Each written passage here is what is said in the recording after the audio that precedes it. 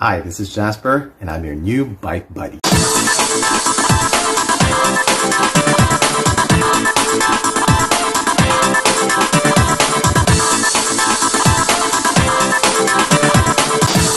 What's up mga bike buddies? Kamusta na kayo? This is Jasper, your bike buddy, your handy bike buddy. And today we're going to do unboxing. Unboxing ng, in the early 90s, it was about, it's pretty expensive in the 90s. But then today, it's kind of rare na. And today we'll also, since we're doing the unboxing, and the unboxing is related to a specific part ng bikes, which are the stems. So, naisip ko today, gumawa na rin ako ng informative vlog about stems. At least per my experience, per my knowledge. I'm not an expert. It's just, everything's just based on my experience. So, stay tuned. We'll go through the different types of bike stems. At least from kung ano yung meron ako dito. And then, unboxing na. Very excited ako dun sa item because seldom ka na makakita ng ganito. I'll show you later. So, stay tuned, ha? Yun! So, ang pag-uusapan natin, since we have an unboxing, and the unboxing is related to a specific type of bike part. So pag-uusapan na rin natin siya. So what is that bike part? The bike part that we're going to talk about is this. It's a bike stem. Kasi maraming nagme-message sa akin dun sa FB page, Cruise Bikes PH. Minsan nagtatanong din sa ating Shopee store, Cruise Bikes PH din. Nagtatanong, pag bibili kasi, ano ba yung ko-consider nila? Ano yung titingnan nila? Clamping. Hindi nila naintindihan ano yung clamping, ano yung column, ano yung extension. So, I thought, well, maybe make this an informative unboxing video. So, this is your bike stem, and there are three parts to it. There's a column, there's an extension, and there's a clamping. So this goes to you. This clamping is where you put your handlebar. This is the extension kung gaano siya kahaba pag nag-ride ka. And then this is the column. This is what inserts doon sa loob ng steering tube. So papasok yung pag ganun. Pagpasok niyan, so mas steer mo na siya. Yes, there are different sizes. Of course, you have your oversized and you have your standard. Anong difference? Well, size, diameter. Sa column, merong oversized at merong standard. Standard is just this one. I don't know if you can see it, but wala. But it's normally 22 mm. Sa BMX, it's 21.1. But when you say oversized, it's 25.4 pataas. Kasi meron 25.4, may 28.6. Outer diameter nito. Extension is gaano kahaba yung extension na gusto mo. Depende kung gaano kalayo. Normally, the longer, it becomes aggressive kasi. And then, meron pa palang isa, is the rise. No? Kung gaano siya kataas. Ganyan. Depende sa'yo. And then, the clamping, handlebar, depende sa handlebar mo. Yung handlebar mo ba oversized? Kasi merong 25.4 mm, which is the standard ones. And then there's a 31.8. Hindi ko na rin kabisado ngayon, but yun na lang na alam ko ngayon. 31.8, which is oversized. Matataba na yung handlebars. Now, okay. So, stem. I wanted this to be like an informative unboxing because the part that we're going to unbox is a really rare one. In the 90s, they used to be expensive. But then again, it's today, expensive pa rin siya. because it's because of the rarity na lang. But let's start with where it started. Okay, in the 80s, 90s, 70s, you have the quill stem. This is called the quill stem. Pwede siyang positive. Pag positive, nakaangat. Pag negative, nakababa, like what you have in your road bikes. This quill is the start of yung ganitong type ito yung nag-start ng, well, this is your regular quill stem. But then again, late 90s, there was experimentation. Hindi naman nagbago, hindi naman na-stop yung pag-experiment nila. So this is based on my, well, knowledge, my experience, my research. So ito yung nag-start, matigas lang siya, quill stem. But then, when people, you know, got into mountain biking, downhill, and all that, trailing, masakit kasi sa arms to eh. Kasi matigas siya, so ang pinaka-suspension mo lang is yung gulong. So kung matigas din yung hangin ng gulong mo, matigas din talaga yung hawak dito. Usually strains your arms here and your hands, your grips. So there was a clamor for, well, there was a lot of experimentations on having a suspension on the bikes. Kaya kung makikita nyo yung mga early bikes, mayroong rear suspension. Rear suspensions were normal back then. But then naisip nila bakit hindi lagyan yung harap. Kaya pumasok yung ganitong klase ng stem. So in the, I think it was late 80s when Bob Gervin, he was a downhill racist. A racer rather, racist. Racer. Downhill racer siya. And like other racers, they develop their own mechanisms and all that. They experiment, they do their R&D. And then Bob Gervin came up with this. So this is a Gervin stem. A Gervin stem is a suspension stem using an elastomer rubber here. Didilim yan. So using an elastomer rubber. So how it works, hindi mo siya nagagalaw, but when you do put your handlebars here, basically this presses the, pag natatagtag siya, this presses the elastomers. So the elastomer absorbs yung shock na nare-receive mo from the road to the gulong to the fork. Normally you put this on a rigid fork. Yes. You partner it with a rigid fork. Yan. So maraming mga nagawa si Bob Gervin. So meron din siyang OS insertion. Like this one, this is a 25.4. Meron ding standard. Standard, which is a 22.2. And then meron ding pang cantilevers, meron yung mga nakahook ditong ganon, brake line. Katulad nito, like this one, meron siyang brake tunnel. So this serves as your brake stopper, cable stopper na rin. Pag pinasok mo dyan pa, cable palabas to your canties. Now, by the way, this is a Tioga Prestige. It's a T-bone. It's one of the stems na normally ginagamit noon sa downhill racing. And then they came up with this, Bob Gervin. This one is related to the unboxing that we have. But, hint na yun, it's a Gervin. It's a Gervin stem. But yeah, so there, hindi siya naangat. Ganyan lang siya. I put this on my bikes, yung mga classic bikes ko. And it's really effective. Really effective in absorbing the shock.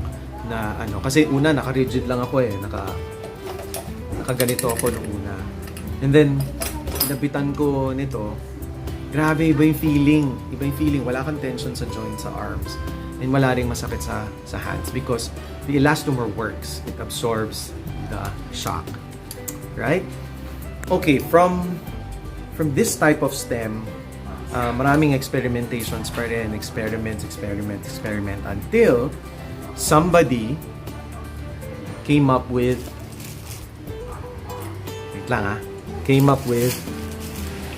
this. This now is a soft ride suspension stem. Compared to this one, this uses an elastomer. This one uses a spring inside. Spring action siya. Medyo malambot yan. Malambot yan pagka nakakabit na. Matigas siya pagka ganito. But of course, obviously, how it works, you put your handlebar here, Ito nakakabit sa steering tube. Every time na malulubak ka, ito yung gumagalaw. I've used it several times. Maganda siya in a sense na you feel like you have your suspension. But the thing is, para kang pag every time na, depende sa setting siguro, no? Pero para kang gumaganon kasi dahil nasa handlebar nga siya. Hindi tulad ng suspension fork today, pag ganun yung bounce. Ito pag ganun, gumaganon ka. Kasi hawak mo siya, nandito siya. So bumababa ito, gumaganon ka. But then it's still effective. It's still effective. So in the late 80s to the early 90s, there was a clamor for having suspensions on bikes because, syempre, technology, it's upgrading, right? So they came up with these suspension forks. Ito, yung mga stems na yan, those are the precursor to what you call your suspension forks. So, eventually, nagkaroon ng suspension forks that uses initially elastomers din. So, ito yung elastomer, right? Like Tange, Trax, Panasonic, yung mga yan. Yan yung mga early suspension forks that uses elastomers inside. So, nasa loob siya ng tubo, elastomers lang siya. So, it works kind of like a fork. It's kind of like a fork, but hindi siya syempre nagbabounce ng ganun. Matigas pa rin siya kasi it's just an elastomer. So, normally, tatlong elastomer nasa loob. And then, of course, developments came. Then you have your coil ones. Ito yung isa sa mga early coils eh. Ito lang yung coil niya, oh. Nandun sa loob lang. Yung iba yung coil nasa loob, di ba? Ito nandito yung coil. So ito medyo solid ng kaunti. And then you have the dropout. So this is a Suntour T810. Classic pa rin. Then you put your canty hanger here or canty cable stopper if you don't have it up there. Came the suspension forks. So sa suspension forks, meron ding threaded like this one. This is threaded. This is an oversized threaded, but you also have a threadless one. So this is a Suntour naman, CR880. So this is your regular coil spring na nasa loob na suspension fork. Oh, this is a 700C by the way. It's not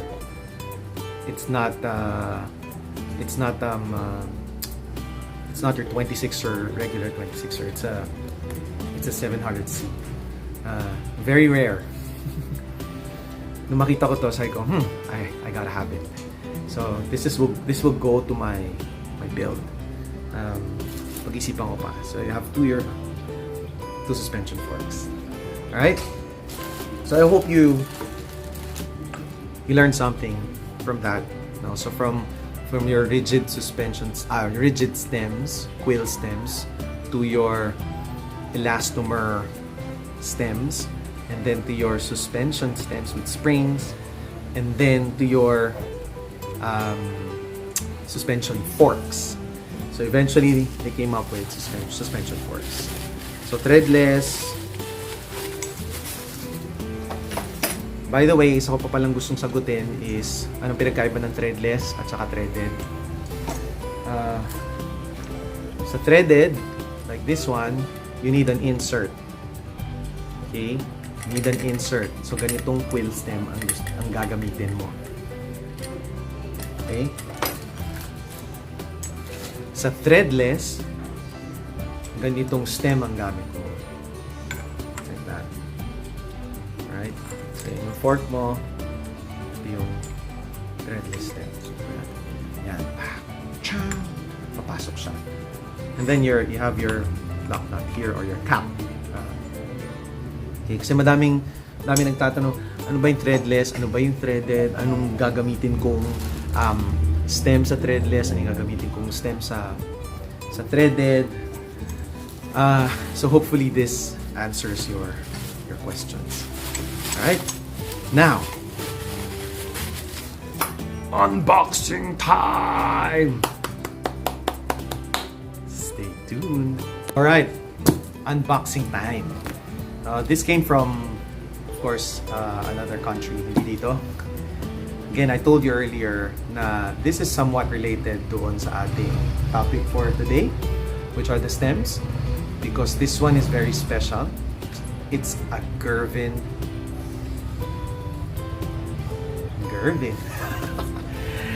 No, it's a...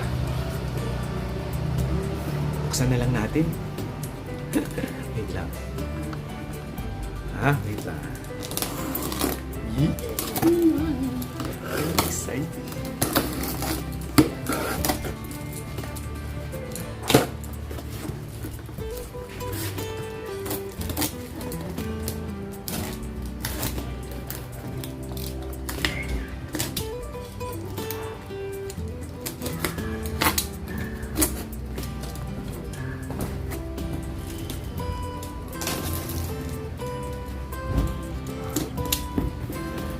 Da-da-da-da-dan. Da-da-da-da-dan. Yeah.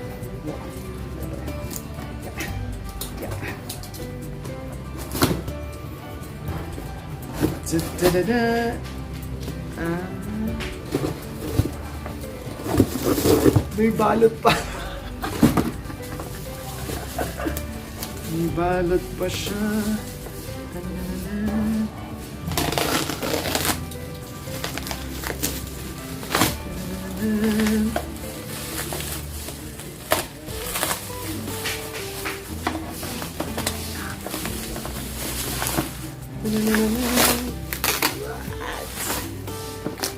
May balot pa rin.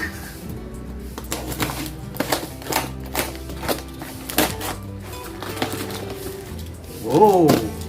Balot na balot. Which is awesome.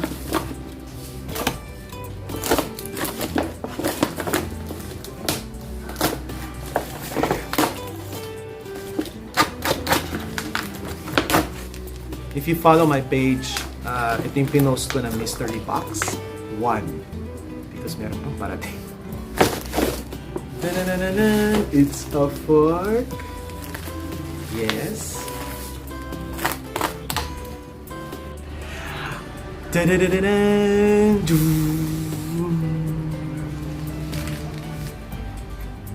Nice, right? This is a Gervin fork. It's a Gervin design fork.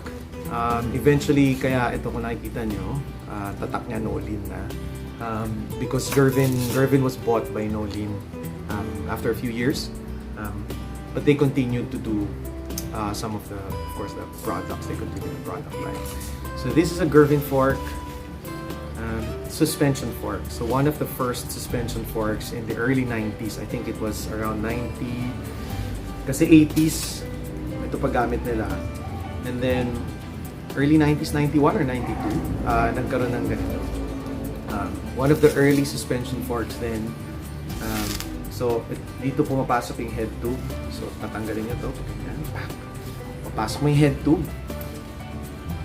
That's right. Papasok mo yung head tube dyan, then you lock it like that. And then your stem goes here.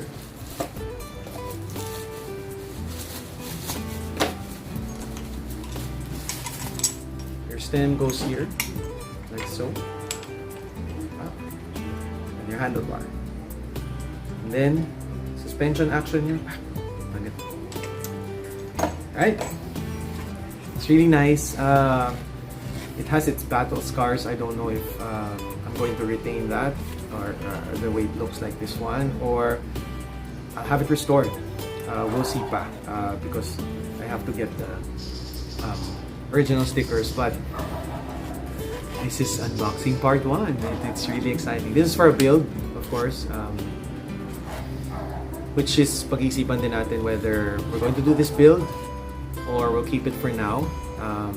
Because there are ongoing builds, and storage-wise, wala na. Unless I find a storage for all the bikes. Yeah. So the cable goes in here, cables here, the canty brakes here, right? So for front, ito yung pang front, and then for rear, dito yung cable papunta dun sa frame. And then again, this is your head tube. This is where your head tube goes rather. And then your stem, lock, handlebar. Right? So pwede rin siyang pang cantilever, cable stopper siya. And then you have your bosses here. Dropouts. Alright. So it's used, but I'm okay with that. Pwede naman natin i-restore. Maganda rito, walang dents, walang kahit ano. Or curve instead. Picture muna. Yeah, it has a no-lean suspension mech. And it's really exciting! So anyways, that concludes the unboxing. So stay tuned for the part 2. May part 2 pa to. It's for that build kasi. So partner sila. This suspension forks, I think it started 92, 93. And it was prominent in Proflex bikes. Proflex. So yung mga naka-Proflex noon, normally ito yung nakalagay. They started with rigid forks, like the off-road ones, rigid forks. But then when these came out, ito na yung normally na nilalagay nila doon. So para nagkaroon partnership si Proflex and si Gervin on the bikes. Kaya, I have one. There you have it, folks. I hope may natutunan kayo. I hope nakatulong ako dun sa mga normally nagtatanong about stems, oversized, threadless, threaded, standard, stem extension, gaano kahaba. And I hope you enjoyed our unboxing today. So this is the part 1. There's still a part 2 because there's still yung partner nitong suspension fork na ito parating pa lang, and that's our build. So currently we have 3 supposedly ongoing builds. We have the Muddy Fox, we have the E-stay frame that we're going to rebuild because after a year of service, well, almost a year, medyo nagde-deteriorate na yung ginawa natin sa kanya. So I want it permanent and medyo maganda-ganda or matibay-tibay na coating and all that. And then we have the this one. So ito matagal pa to. We're still waiting for the other part and I don't know when it will come or when it will arrive. But medyo matagal pa siya. With that said, we'll go ahead with the E-stay frame. Maybe ang bubuuin ko muna is the Muddy Fox. Kasi yung E-stay frame nagamit na naman natin siya. So ang gagawin ko lang, siguro we're going to paint it. We have a new scheme to it. It's going to be exciting. It's going to be very, very retro, very 90s. We'll make it like that. And then the Muddy Fox, bubuuin natin siya para yun naman ang magamit natin. Kasi ayoko naman siya mabinbin lang doon na never ko nagamit. Although these ones are pamanas na to my kids. So when I grow up and I can't bike anymore, they can use it because those things are made to last or built to last. So ayun, hope you enjoyed. Until our next vlog, until our next unboxing, like, share, and subscribe. Again, this is Jasper, your bike buddy, and please subscribe to the channel. Konti pa lang. I'm not in a hurry naman. It's not to monetize anything. It's mainly to share my experiences and have an outlet na rin. Follow my page. My page is Cruise Bikes PH. You have a parts there. I post normally yung mga bike parts na bago or what am I up to. Shopee store, Cruise Bikes PH. Just search whatever is in the page. Well, not everything is in the Shopee store because of financial stuff, accounting stuff. But then again, see you next time. Like, share, and subscribe.